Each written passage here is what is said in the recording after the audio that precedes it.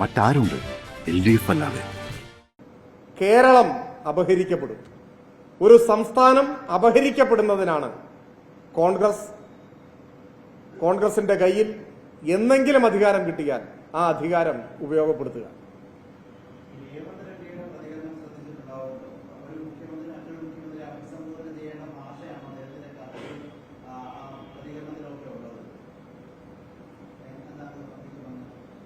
അദ്ദേഹത്തിന്റെ കത്തിന്റെ കാര്യം മാത്രമല്ല, അദ്ദേഹം ഒരു പ്രസംഗത്തിൽ പറഞ്ഞ ഒരു വാക്കല്ല. പ്രസംഗത്തിൽ തലേദിവസം പറഞ്ഞു, നമ്മൾ ആരും ഒന്നും പ്രതികരിച്ചില്ലല്ലോ. പ്രസംഗത്തിലും മുഖ്യമന്ത്രിയൊക്കെ സംസാരിക്കുമ്പോൾ കുറെ കൂടി മുഖ്യമന്ത്രിയാണ് സംസാരിക്കുന്നതെന്ന് ഓർത്ത് പറയുന്നതാണ് നല്ലത്. എന്നാലും പ്രസംഗത്തിൽ അങ്ങനെയൊക്കെ പറഞ്ഞപ്പോൾ അതൊക്കെ അങ്ങ് അവഗണിക്കുകയാണ് ചെയ്തത്. നമ്മൾ ആരും അത് ഏറ്റുപിടിക്കാൻ പോയിട്ടില്ല. പകരം ഞങ്ങൾ ഉയർത്തിയ വിമർശനം മറ്റൊന്നാണ്.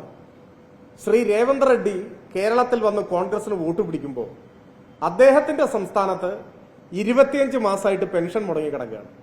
2 വർഷവും 1 മാസവുമായി സ്വന്തം നാട്ടിൽ പെൻഷൻ കൊടുക്കാൻ കഴിയാത്ത ആള് കേരളത്തിൽ വന്നിട്ട് കോൺഗ്രസിനെ ജയിപ്പിക്കണം എന്ന് പറയാണ്. അതേപോലെ ഇവിടെയും ആക്കാനാണോ അദ്ദേഹം വോട്ട് ചോദിക്കുന്നത്? ആദ്യം അദ്ദേഹം സ്വന്തം നാട്ടിലെ പാവങ്ങൾക്ക് പെൻഷൻ കൊടുക്കട്ടെ. സർക്കാർ ജീവനക്കാരുടെ ശമ്പളവും മുടങ്ങി എന്ന് കേൾക്കുന്നുണ്ട്. അങ്ങനെയാണെങ്കിൽ ആ ശമ്പളം കൊടുക്കട്ടെ. കിട്ടിയ അധികാരം ജനങ്ങൾക്ക് വേണ്ടി മര്യാദയ്ക്ക് ഭരിക്കാൻ ഉപയോഗിക്കട്ടെ. അതിനുശേഷം ഇത്തരത്തിലുള്ള വാചകങ്ങളുമായിട്ട് വരുന്നതാണ് ഉചിതം. ഇപ്പോ പ്രതികരിക്കാൻ കാരണം എന്താണ്? അദ്ദേഹത്തിന്റെ ലെറ്റർ ഹെഡിലാണ്. അതിന്റെ ഒരു ഔദ്യോഗിക സ്വഭാവമില്ലേ? മുഖ്യമന്ത്രിയുടെ ഔദ്യോഗിക ലെറ്റർ ഹെഡിൽ ഇത്തരം പരാമർശങ്ങൾ എഴുതി പ്രസിദ്ധീകരിക്കുകയാണ് അദ്ദേഹം. അത് വളരെ അസാധാരണമാണ്, വിചിത്രമാണ്. ആ സ്ഥാനത്തിരിക്കാൻ അദ്ദേഹത്തിന് എത്രമാത്രം അർഹതയുണ്ട് എന്ന് അദ്ദേഹം പരിശോധിക്കട്ടെ.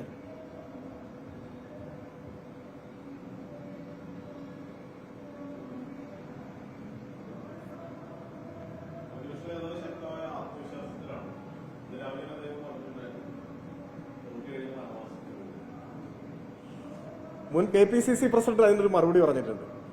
ഒരു കാര്യം ഞാൻ പറയട്ടെ, ഞാൻ അദ്ദേഹത്തെ പ്രതിപക്ഷ നേതാവ് ഒരു ജനാധിപത്യത്തിലെ സുപ്രധാനമായ പദവി വഹിക്കുന്ന ആളാണ്. അദ്ദേഹത്തെക്കുറിച്ചോ പ്രതികരിക്കുമ്പോൾ ഞങ്ങളൊന്നും ഒരിക്കലും അതിരുവിട്ടൊന്നും പറയാറില്ല. പക്ഷെ അദ്ദേഹം പറഞ്ഞ ആ വാക്ക് തോറ്റാൽ വനവാസത്തിന് പോകുമെന്ന് പറയുന്നത് എത്രമാത്രം അരാഷ്ട്രീയമാണ്. അതാണ് നമ്മൾ ചർച്ച ചെയ്യുന്നത്. എത്രമാത്രം അപ്പോളിറ്റിക്കലാണ്. ജനാധിപത്യത്തിൽ ജയപരാജയങ്ങൾ ഉണ്ടാവില്ലേ? ജനാധിപത്യത്തിൽ ജയപരാജയങ്ങളുണ്ട്. അദ്ദേഹം തന്നെ പരാജയപ്പെട്ടിട്ടില്ലേ തെരഞ്ഞെടുപ്പിൽ? ആരെങ്കിലും പറഞ്ഞിട്ടുണ്ടോ വനവാസത്തിന് പോകണമെന്ന്? അദ്ദേഹം വനവാസത്തിന് പോയിട്ടുണ്ടോ? ജനാധിപത്യം എന്ന് പറഞ്ഞാൽ തങ്ങൾ മുൻപോട്ട് വയ്ക്കുന്ന വികസന പദ്ധതികളും ക്ഷേമസങ്കല്പങ്ങളും ജനങ്ങളുടെ മുൻപാകെ ചർച്ചയ്ക്ക് വിധേയമാക്കുന്ന ഒരു കാര്യമാണ്. ജയിക്കാം, തോൽക്കാം. ജയിച്ചാൽ ജയത്തിലൂടെ കിട്ടുന്ന അധിക ഉത്തരവാദിത്വങ്ങൾ നാടിനും ജനങ്ങൾക്കും വേണ്ടി ഉപയോഗിക്കുക. പരാജയപ്പെട്ടാൽ എന്തുകൊണ്ട് പരാജയപ്പെട്ടു എന്ന് ശരിയായി വിലയിരുത്തി പെശക് പറ്റിയിട്ടുണ്ടെങ്കിൽ തിരുത്തുക. ഇതാണ് ജനാധിപത്യത്തിൽ സംഭവിക്കുന്ന ഒരു കാര്യം. അതിനു പകരം ഞാൻ വനവാസത്തിന് പോകും എന്ന് അദ്ദേഹം പറയാണ്. ഇന്ദിരാഗാന്ധി തോറ്റപ്പോ വനവാസത്തിന് പോയോ? കെ കരുണാകരൻ തോറ്റപ്പോ വനവാസത്തിന് പോയോ? നമ്മളതൊന്നും കേട്ടിട്ടില്ല. ഇത് പറയുന്ന വാക്കുകൾ ഒരിക്കലും പാലിക്കേണ്ടതില്ല എന്നതുകൊണ്ടും ശരിയായ കാര്യങ്ങളൊന്നും അദ്ദേഹം ശ്രമിച്ചാൽ പോലും പറയാനാവില്ല എന്നുമുള്ള സാഹചര്യത്തിൽ പറഞ്ഞു പോകുന്നതാണ്. നേരത്തെ ഞാൻ പറഞ്ഞില്ലേ, പറയുന്ന കാര്യങ്ങളൊന്നും വസ്തുതയല്ലല്ലോ പറയുന്നത്. അദ്ദേഹം ഇപ്പൊ പറഞ്ഞ ഏതെങ്കിലും കാര്യം വസ്തുതയാണ്? KPCC പ്രസിഡന്റിന്റെ കത്തിന്റെ കാര്യം, ഫേസ്ബുക്ക് പോസ്റ്റിന്റെ കാര്യം, വയനാട്ടിൽ വീട് പണി തുടങ്ങി നിങ്ങൾ പോയി നോക്കുന്നല്ലേ പറഞ്ഞു. എന്തൊരു ആത്മവിശ്വാസത്തിലാണ് വെല്ലുവിളിച്ച് നിങ്ങൾ എന്നോട് ചോദിച്ചത്? പ്രതിപക്ഷ നേതാവിന്റെ ആത്മവിശ്വാസത്തെ കുറിച്ചാണ്. വയനാട്ടിൽ വീട് പണി തുടങ്ങി നിങ്ങൾ പോയി നോക്ക് എന്ന് പറഞ്ഞപ്പോ ആ മുഖത്തുണ്ടായിരുന്ന ആത്മവിശ്വാസം ചെറുതായിരുന്നോ? പോയി നോക്കിയപ്പോൾ നിങ്ങൾക്ക് എന്ത് മനസ്സിലായി? അതാണ് അദ്ദേഹത്തിന്റെ ആത്മവിശ്വാസം എന്ന് മനസ്സിലായില്ലേ? അപ്പോ KPCC മുൻ പ്രസിഡന്റ് നേരത്തെ പറഞ്ഞത് അദ്ദേഹം പോകാതിരിക്കാൻ എന്താ പ്രാർത്ഥിക്കാന്നോ? വാക്ക് പറഞ്ഞാൽ പാലിക്കുന്ന ആളാണെങ്കിൽ പോകേണ്ടി വരും എന്നൊക്കെയാണ് പറഞ്ഞത്. അദ്ദേഹം സ്ക്രൂ കയറ്റുകയാണ് വീണ്ടും. അവർക്കിടയിലുള്ള ചില വിഷയങ്ങളൊക്കെ ആയിരിക്കും. ഞങ്ങൾ ഇത്തരത്തിലുള്ള എന്താ പറയുക, യാതൊരു യാഥാർത്ഥ്യബോധവും ഇല്ലാത്ത അരാഷ്ട്രീയമായ ജൽപ്പനങ്ങളെയൊന്നും കണക്കിലെടുക്കാറേയില്ല. അദ്ദേഹം രാഷ്ട്രീയത്തിൽ നിന്ന് വിട്ടു നിൽക്കണമെന്നൊന്നും ഞങ്ങൾ ആവശ്യപ്പെട്ടിട്ടുമില്ല. പക്ഷേ ജനപക്ഷ നിലപാടുകൾ സ്വീകരിക്കാൻ RSSന്റെ വിധേയത്വം കൈവിടിഞ്ഞ് ആ വണങ്ങി നിൽക്കുന്ന പരിപാടിയൊക്കെ അവസാനിപ്പിച്ച് മതനിരപേക്ഷ ചേരിയോടൊപ്പം നിന്ന് ജനപക്ഷ രാഷ്ട്രീയം പറയാൻ തയ്യാറായാൽ നല്ലത് എന്ന് മാത്രമേ ഞങ്ങൾക്ക് പറയാനുള്ളൂ. മറ്റൊന്നുമില്ലെങ്കിൽ നമുക്ക് അവസാനിപ്പിക്കാൻ തോന്നും.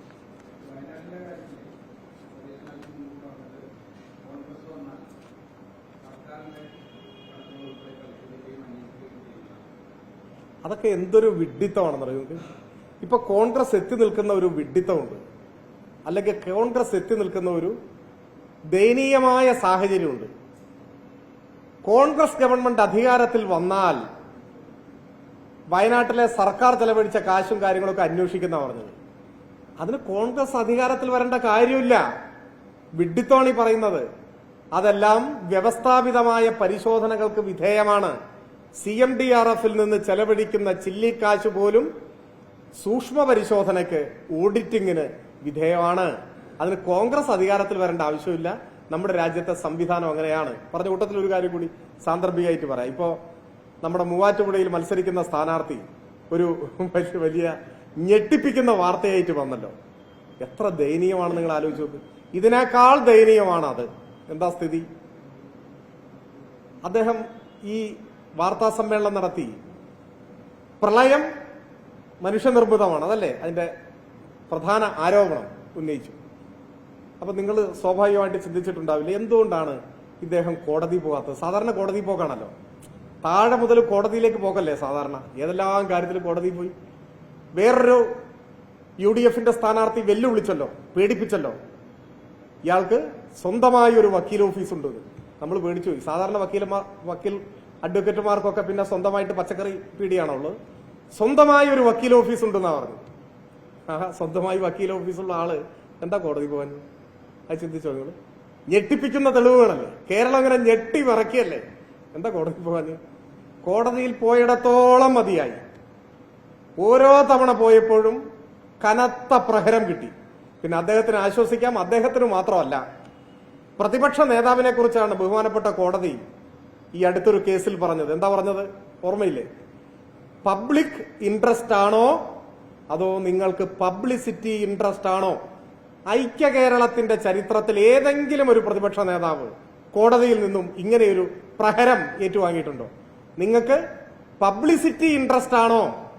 അല്ലേ, പബ്ലിസിറ്റി ഇൻട്രസ്റ്റ് ആണോ ചോദിക്കുകയാണ്.